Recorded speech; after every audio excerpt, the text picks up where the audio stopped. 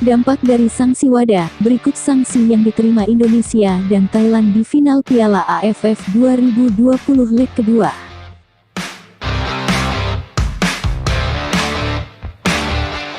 Babak final leg 2 Piala AFF 2020 akan digelar hari ini, pukul 19.30 waktu Indonesia Barat antara Thailand vs Indonesia. Setelah kalah dari Thailand pada leg 1, Indonesia disebut sulit untuk jadi juara di final Piala AFF 2020. Setidaknya Indonesia harus mencetak 5 gol jika ingin keluar sebagai juara Piala AFF 2020 di babak final leg 2 hari ini. Di tengah persiapan babak final leg 2, tersebar isu bahwa Thailand didiskualifikasi dari Piala AFF 2020 karena kasus doping. Setelah ditelusuri, kabar Thailand didiskualifikasi dari Piala AFF 2020 adalah hoaks atau kabar tidak benar. Namun, isu bahwa Thailand menerima sanksi dari Badan Doping Dunia atau WADA adalah benar. Bukan hanya Thailand, Indonesia juga ternyata tengah menerima sanksi atas kasus doping.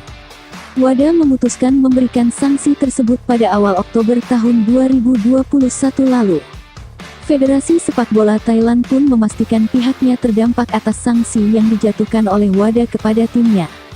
Lalu, apa saja sanksi yang diterima Thailand dan Indonesia karena kasus doping? Benarkah sanksi tersebut berdampak pada final Piala AFF 2020 leg kedua yang digelar hari ini? Sebelum gelaran Piala AFF 2020, WADA memberi sanksi kepada Indonesia dan Thailand saat Piala Thomas Uber 2020 pada Oktober tahun 2021 lalu. Inilah sanksi untuk Thailand dan Indonesia dari WADA di antaranya. Tak bisa jadi tuan rumah kompetisi internasional. Tak bisa kibarkan bendera negara. Karena itu, Thailand dan Indonesia sama-sama tidak bisa mengibarkan bendera ketika menjadi juara Piala AFF 2020 yang digelar hari ini. Doping dilarang oleh WADA karena melanggar norma fair play dan sportivitas dalam dunia olahraga.